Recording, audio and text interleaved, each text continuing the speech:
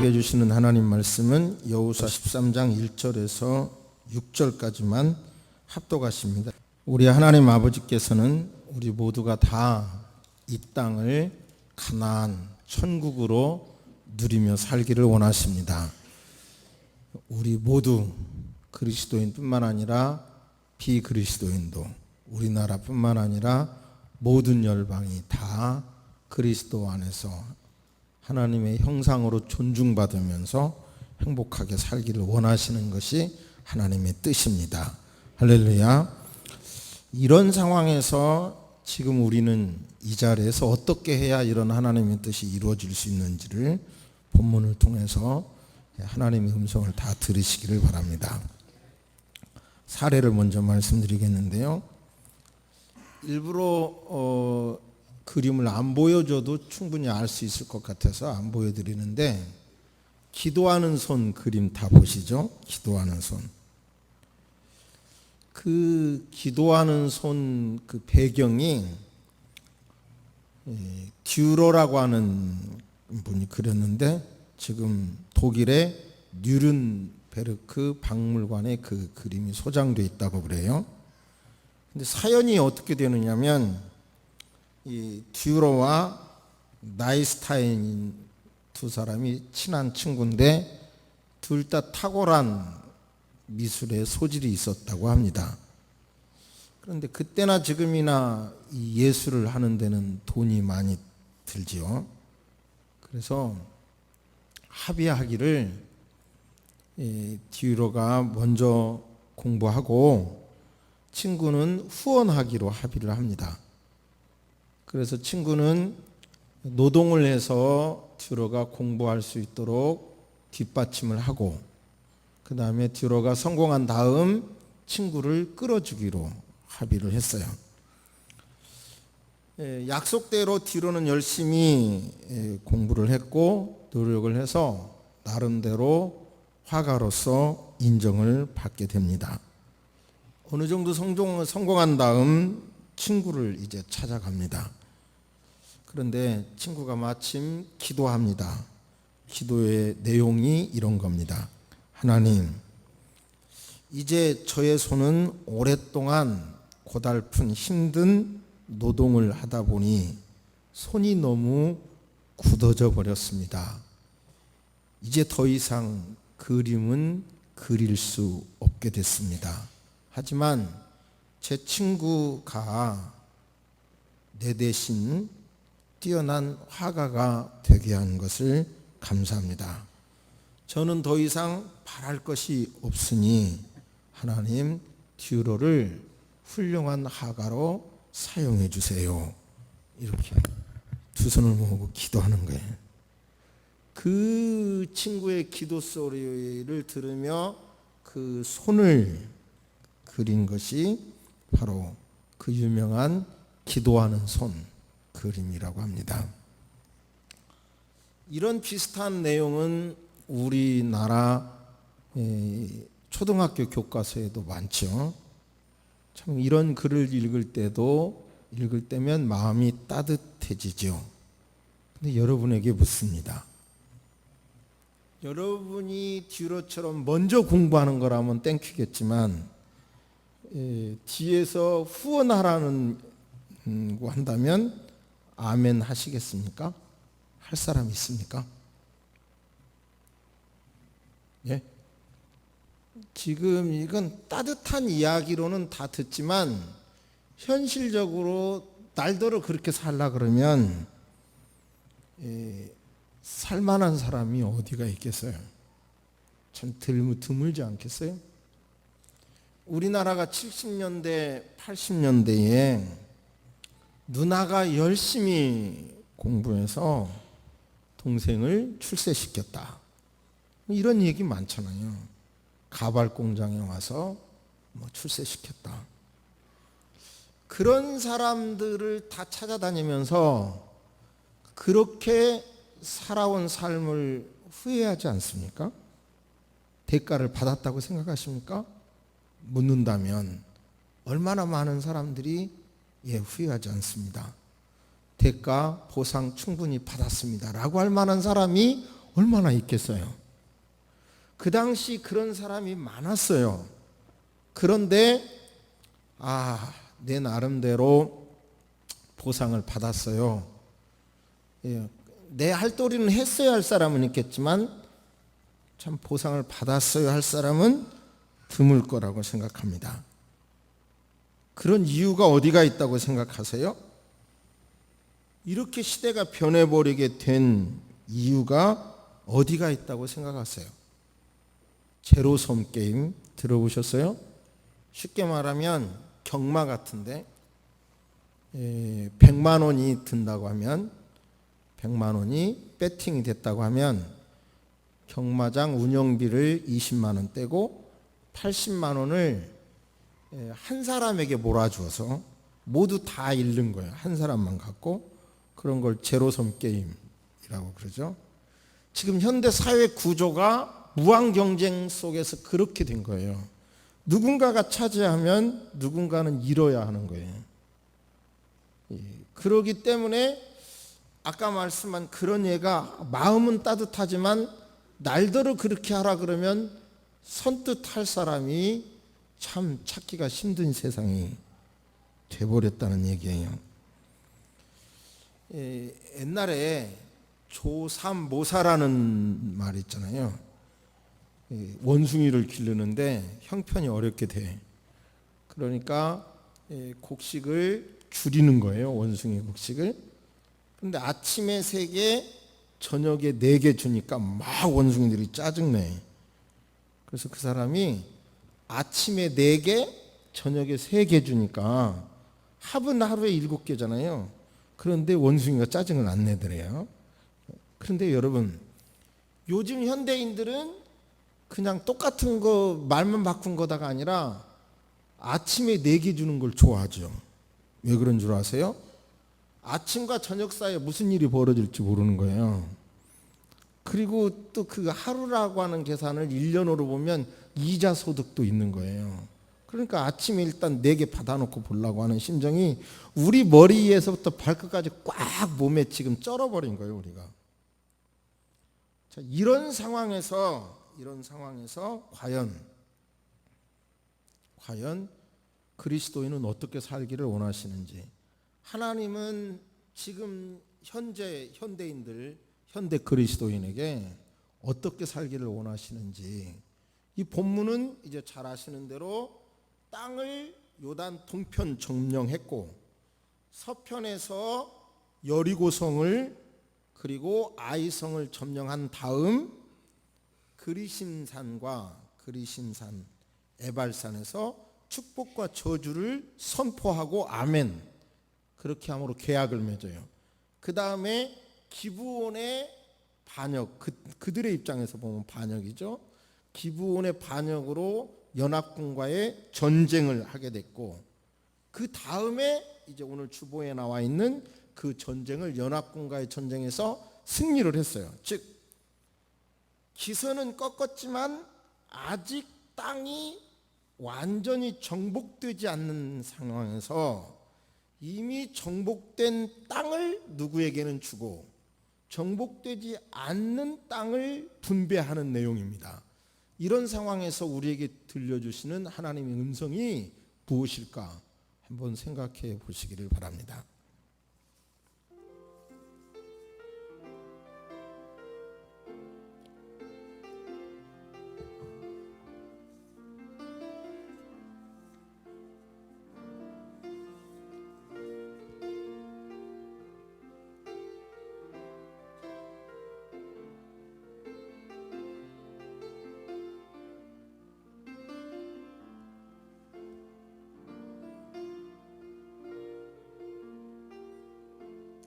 성경을 한번 펴시기를 바랍니다. 1절에 보시면 계기가 여호수아가 나이가 많아 늙으니까 여호와께서 그에게 이르시되 너는 여호수아 너는 나이가 많아 늙었고 그 다음에 늙었는데 얻을 땅이 매우 많이 남아있다.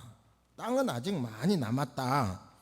그러면 남아있는 땅이 뭐냐? 2절에 보면 블레셋 사람의 모든 지역 2절, 그 다음에 그슬 족속의 모든 지역 3절 보면 아위 족속의 땅과까지 계속 그 땅이 이어지고 4절에 보면 또 가나안 족속의 모든 땅 그러면서 쭉 이어지고 5절에 보면 곧까지 와 그리고 6절에 보면 시돈 사람의 땅이라 이런 땅들이 남아있다는 거예요. 내가 그들을 이스라엘 자손 앞에서 쫓아내리니 하나님이 아직 정복하지 않는 땅에서 다 쫓아내리니 이스라엘 자손 너희들 본원 앞에서 쫓아내리니 너는 여호수아 너는 내가 명령한 대로 그 땅을 이스라엘에게 분배하여 기업이 되게 해라 그렇게 말씀을 하고요. 7절에 보면 그 땅 분배가 뭐냐면 9지파와 므낫세 반지파에게 나누어 기업이 되게 하라 그러죠. 그러면서 이제 그 나누어주는 땅을 8절부터 쭉 계속 기록하고 있습니다. 그래서 이제 14장에 보면 이것은 이스라엘 자손이 가나안 땅에서 받은 기업 곧 제사장 엘르아살과 눈의 아들 여호수아와 이스라엘 자손 지파의 족장들이 분배한 것이니라. 그러면서 2절에 보면 모세에게 명령한 대로 기업을 이렇게 나누어 줬다. 그런 내용이 나옵니다. 그리고 6절부터는 이제 갈렙 자손들이 땅을 차지하는 내용이 기록됩니다. 저를 보십니다. 이렇게 연합군을 요단 서편 넘어서 원주민 연합군과의 두 차례 전쟁을 통해서 전쟁은 이겼어요. 그런데 그 땅은 아직 차지하지 않은 거예요. 정리가 되시죠? 그런데 요단 동편에서는 두 족속과 므낫세 지파의 2분의 1을 주었다는 내용과 레위 지파에게는 땅을 안 준다는 내용을 말씀하시면서 이 땅은 이미 정복한 땅은 약속대로 주고 잘 아시는 대로 거기서 백성들은 남아있고 군인들만 나와서 지금 서편 건너와서 전쟁하고 있잖아요. 그걸 주는데 전쟁이 이제 여호수아가 사역을 내려놓으면서 나이가 많아서 사역을 내려놓으면서 나머지 사람들은 전쟁은 이겼지만 아직도 땅을 정복을 해야 되는 그 땅을 가지라는 거예요. 싸움이 안 일어나겠어요? 여러분이라면 싸움이 안 일어나겠어요? 아니 누구는 이렇게 이미 옛날부터 모세 때부터 주었지만 주고 그리고 여기 이 땅은 분배라고 하는 게 아직도 여호수아가 다 늙어서 죽는 건 아닌데 여호수아는 이제 손을 놓겠다고 그러면서 누구는 어느 땅 가져라 누구는 어느 땅 가져라 누구는 어느 땅 가져라 이렇게 하니까 거기서 분쟁이 안 일어나겠냐고요. 근데 제가 볼 때 참 여기서 분쟁이 안 일어난 것이 정말 하나님의 은혜인 거예요. 그냥 얻을 땅을 아멘하고 갈렙 족속부터 전쟁을 해가지고 들어가서 그 땅을 차지하는 겁니다. 그 결과 약속대로 하나님이 내가 싸워주겠다 한 약속대로 그 땅을 차지할 수가 있었던 거예요. 다시요. 이 블레셋이나 아직도 정복하지 않은 땅을 비롯하여 이제 정복하지 않은 땅들에 대하여 분배를 해. 그런데도 아무 잡음이 없었다는 건 정말 대단한 거죠. 그런데 분배라는 게 얼마나 어려운 줄 아세요? 남녀 평등이라고 그러잖아요. 남녀 평등. 근데 남녀 평등을 하다가 보면 그럼 공중 화장실을 질 때요.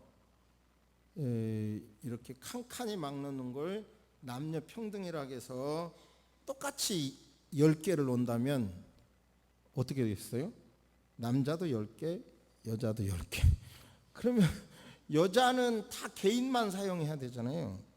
그럼 평등이라고 하는 이론만 갖고 말하면 이거는 뭐 여자는 줄 서서 읽어야 될 거고요. 안 맞죠. 이 평등이라고 하는 문제가 예를 들어 쉽게 보면요. 정부에서 예산을 짤 때도 제로로 놓고 시작하는 예산 방법이 있어요.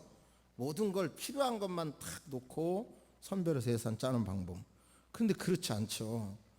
왜냐하면 12월 달에 갑자기 옆에 보도블록 뜯어갖고 막 일하잖아요. 그 얘기는 어떤 부서에 예산이 책정됐는데 안 쓰죠? 그러면 다음에 안 주니까 그거 써버리려고 그러는 거예요. 얼마 전에도 종로에서 어떤 사건이 벌어지는데 그것이 경찰서에서 관할을 해야 할 건지 종로구청에서 무슨 과에서 해야 될지가 명백하지 않으니까 그냥 손 놓고 있다는 뉴스를 봤어요. 이게 바로 이제 분배의 또 다른 모습이죠. 지금 우리가 살고 있는 이 시대의 가장 커다란 핫 이슈가 분배의 문제입니다. 분배. 예를 들어 보세요. 어느 그 의료보험을 보니까 어떤 할머니가 1년에 병원을 400번 간 할머니가 있대요. 400번. 1년이 365일이고 저기 저 공휴일이 있는데 어떻게 400번을 갈 수 있어요? 근데 의료보험에 딱 나오잖아요. 그러니까 아침에도 가고 저녁에도 가고 그냥 습관적으로 가는 거예요. 그러니까 이런 경우는 누군가가 지금 이 할머니 때문에 피해를 보는 거죠. 별로 표정이 이해가 안 되시니까 더 저기 아산에 가보면 낮에 할머니 할아버지들이 많대요. 그 이유는 거기까지 기차가 공짜니까요. 그냥 거기까지 기차 타고 오셔서 거기서 밥사 잡수고 온천하고 하루 놀다 오신대. 공짜니까. 그러니까 이제 뭔가 누군가는 희생 없이 공짜로 쓰는 거예요. 그래도 나라에서는 분배를 하기 위해서 또 정책을 이렇게 할 수밖에 없는 거예요. 크게 보면 지금 이 자본주의 이런 것도 계속 보면 우리 기독교에서 청교도 정신으로 자본주의, 건강한 자본주의를 낳았다. 그런 건 우리가 이미 많이 알고 계시고요. 근데 몇 주 전에 설교에서도 그런데 자본주의는 나왔는데 자본주의 처음에 주창한 정신은 잃어버렸다. 그런 말 한 적 있잖아요. 지금 우리 시대에. 근데 지금도 뭐 어느 통계가 맞는지 몰라도 2%의 사람이 96% 내지 98%의 재산을 가졌다는 거예요. 지금 세계가. 이 문제를 어떻게 극복해 가야 되느냐 이거예요. 그러니까 이 분배의 문제 이거 절대로 쉬운 문제가 아닙니다. 그런데 여기에서 이 본문 안에서는 이미 정복한 땅은 너 같고 블레셋이 있고 이렇게 정복하기 어려운 땅은 아직 남았다. 근데 누구누구는 여기 땅을 가져라 이렇게 분배하는데 아무 문제가 없다는 게 이거 대단한 거라고 생각해요. 대단한 것이에요. 근데 여호수아가 늙었다 그러잖아요. 그런데 정말 우리 문제에 있어서 우리가 기도해야 될 기도인데요. 그리고 여러분이나 여러분 자손이 이런 그리스도인이 되도록 우리는 지금 절박하게 기도해야 될 때예요. 여호수아는 어때요? 14장 한번 1절 보세요.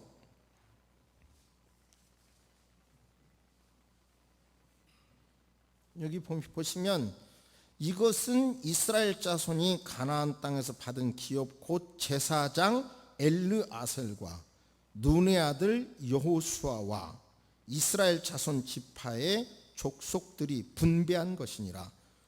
이름이 누가 먼저 나와요? 여호수아 앞에 제사장 이름이 나와요. 저를 보세요.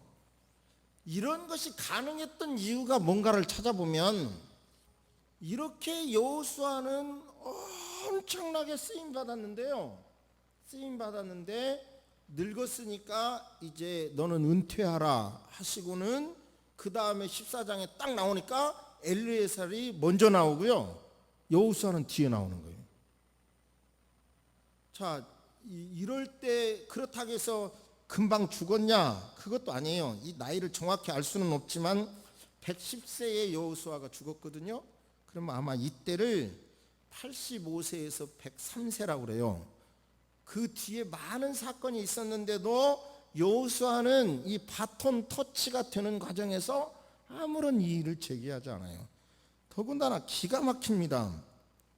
19장을 한번 보십니다. 성경을 펴보세요. 19장 49절.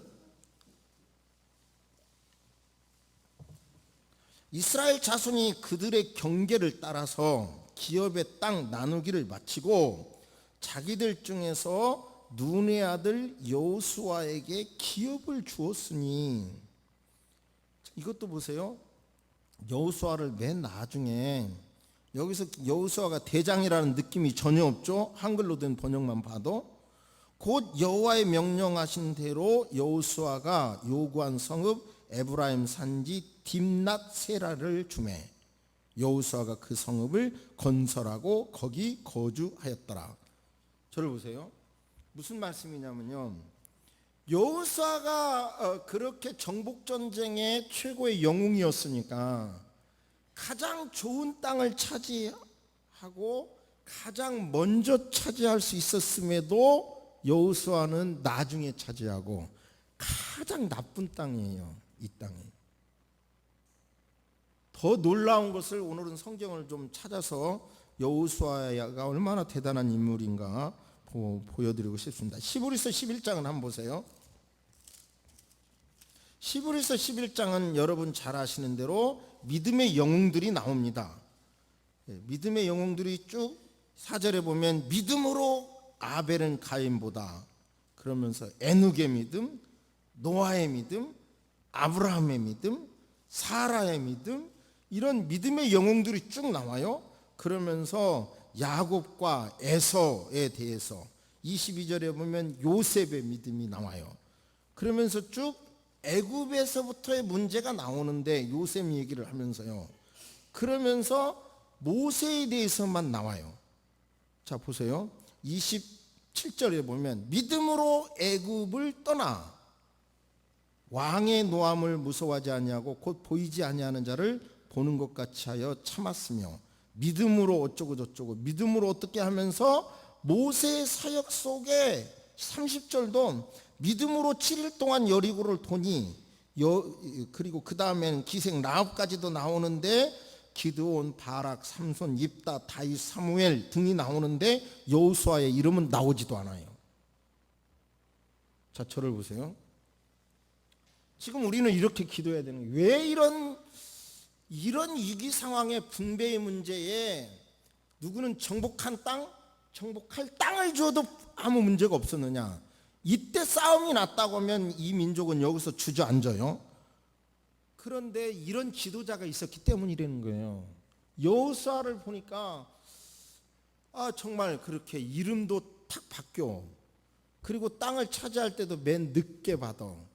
그리고 히브리서 11장에 보면 여호수아의 사역은 이름도 빼, 그리고 땅도 제일로 그 나쁜 땅을 차지해. 공동체를 먼저 생각하는 지도자, 그런 지도자가 있었기 때문에 가능했던 거라고 봅니다. 지금 국무총리 내정자는 그 신학을 하신 분이에요. 그리고 제가 관심을 갖는 교회와 국가법에 관해서 책을 쓰신 분이에요. 그분이 믿음이 있는 분이 이렇게 나라의 정치를 하기를 원하고요. 그런데 우리나라 구조를 보시라고요. 로펌에 들어가서 17개월 동안 근무했는데 소득이 16억 원이었다. 그죠? 그게 지금 우리의 현실인 거예요. 그분이 나쁘다는 뜻이 아니라 우리 현실인 거예요. 그러니까 일반인들은 정규직 찾기도 그렇게 어려운 시대에 그런 위치에 있는 사람은 드러내놓고 보니 그런 거예요. 그러니까 그런 것을 무슨 6개월 만에 옛날 총리하신 분은 또 얼마를 벌었다고 하는 걸 보면서 참 저 같은 경우는 참 이게 존경심이 안 가는 거죠. 이 사회에 아주 잘못된 썩어진 냄새 나는 모습을 보는 것 같은 거죠. 우리나라 안에서 진실로 기도하시기를 바랍니다. 여러분의 자손이 하나님 앞에 귀하게 쓰임 받기를 주의 이름으로 축복합니다. 그런데 좀 이런 여호수아 같은 좀 공익을 생각하는 그런 마음의 지도자가 이 나라를 통치하고 그런 날이 되도록 기도합시다. 할렐루야. 뭐 막 드러나 보면 막 너무 많은 것들이 이렇게 어떤 기득권자, 힘 있는 사람들에게서 이런 걸 보면서 나라를 위해서 기도해야 되겠죠. 그렇죠? 어느 때보다도 기도하시기를 주의 이름으로 축복합니다. 그러니까 저는 제가 타락했다는 걸 또 한 번 느끼는데요. 나라고 하면 맨 처음에 기도의 손처럼 네가 누구를 후원해 가지고 해라. 그러면 나 못할 것 같다는 생각이 들어요. 여러분은 하실 분이 있으면 저한테 말씀해 주시기 바랍니다. 참 어려운 거예요. 그렇다면 이 본문 앞에 어떻게 할 거냐? 결국은 이 본문 내용은 형제가 먼저 차지한 것도 감사하고, 너는 주신다는 것은, 하나님이 주신다는 것은 결국은 현실이 될 거니까 믿음으로 그걸 받으라는 거잖아요. 믿음으로 받으라는 거예요. 그러니까 차마 그렇게까지는 설교할 용기가 안 났고요. 우리 스스로 각자, 우리 모두 다 내가 이미 받은 것 있잖아요. 받은 거. 그리고 그 받은 것을 감사하고, 하나님이 원하시고 축복하신 것을 받을 것을 믿고 감사하며 하나님의 일꾼으로 살기를 주의 이름으로 축복합니다. 어렵죠? 그러나 그런 믿음이라도 가지시기를 바랍니다. 그러니까 내가 있는 것만 내 것이 아니라 하나님이 주실 것도 내 것이라고 하는 마음이요. 적어도 우리 그리스도인이라면 나만 잘 살겠다라고 하는 의식이 아니라 모두 함께 잘 살아야 된다는 믿음이 있어야 돼요. 지금 우리 그리스도인들은 지금까지 나만 잘 산다는 믿음이 매여 있었기 때문에 사회로부터 버림받고 있는 거거든요. 그럼 예를 들어 보세요. 영국에 있는 이야기입니다. 영국에서는 거기서도 인권 지상주의가 법으로 만들어지고요. 그 다음에 시민 동반자법이 만들어져 가지고요. 우리나라로 말하면 그런 법이 만들어진 다음에 뭐가 되냐면 동성연애를 막 인정하게 돼요. 그리고 학교에서요, 기독교 동아리가 막 나가게 돼요. 막 밀려나가요. 그런 법이 확장이 된 다음에 어떻게 되냐면 이제는 임신을 안 하려고 그래요. 그리고 임신을 안 하고 정자 기증을 하고, 그 다음에 대리모를 법으로 받아들이고, 뭐 이렇게 하면서 성경이 가르쳐준 막 이런 것이 막 깨져버리는 거예요. 지금 우리나라도 개인 인격을 존중한 나머지 하나님이 요구하는 많은 것들이 막 무시되고 깨지거든요. 우리 그리스도인들은 정말 함께 살기 위해서, 이 땅에서 함께 살기 위해서, 우리 한반도에서 그리고 이 지구상에서 하나님의 형상을 닮은 인간들이 함께 살기 위해서 이런 것도 기도해야 되는 거예요. 무슨 말씀인지 아십니까? 함께 살기 위해서 하나님의 뜻대로 받은 것만이 하나님의 것이 아니라 주실 것도 하나님의 것이라는 것을, 그러면서 우리 의식 구조 속에 아주 뼈저리게요, 맞아, 이제는 혼자 살라고 하는 시대가 지났다는 생각을 이제는 가지셔야 합니다. 에빈 토플러가 제3의 물결이라는 말로 유명했죠. 그래서 결국은 정보화 시대라는 건데, 이 정보화 시대는 무한 경쟁, 제로섬 게임, 승자 독식, 조금 전문 용어를 쓰면 신자유주의, 이게 무한 경쟁인 건데요. 그래서 엄청난 기술을 만들고 부가 만들어지고, 그러나 한편 무서운 질병이 생기고, 그러나 또 크게 보면 양극화가 생긴 거예요. 분배 문제가 생긴 겁니다. 근데 이제는 모두가 다 이래서는 안 되고 협업, 어느 분이 그걸 주장해요. 그분이 이제 제3의 물결은 지났고 제4의 물결 시대가 왔다. 제4의 물결이란 협업, 같이 살아야 된다, 이런 건데요. 지금 우리가 살고 있는 이 시대 속에서는 나만 잘 살아야 된다라고 하는 것이 아주 뼈저리게 바꿔져야 됩니다. 바꾸시기를 주의 이름으로 축복합니다. 여러분의 가족 중에서 시어머니 한 분만 아파보세요. 치매 걸려보세요. 모든 집안이 다 이렇게 어려울 수밖에 없잖아요. 지금 무슨 질병 하나가 나온다고 그러면 뭐 전 세계가 두려워 떨잖아요. 이제는 의식적으로 나만 잘 산다는 생각으로는 뒤떨어진 생각이에요. 함께 잘 살아야 된다. 저 사람은 가진 사람이고 아직 나도 같기는 같지만 나는 내 손에 쥐지는 않았다 할지라도 하나님의 약속이 있으면 될 것을 믿는 믿음으로 함께 잘 살는, 너도 잘 살고 나도 잘 사는, 함께 잘 산다는 그런 마음을 가져야 이 지구가 하나가 되고요. 결국은 나도 너도 함께 하나가 된다는 사실을 깨달으시기를 주의 이름으로 축복합니다. 한번 구체적으로 이 말씀을 어떻게 적용해 보실 건지, 여러분의 삶에서 한번 어떻게 적용해 보실 건지 한번 생각해 보시기를 바랍니다.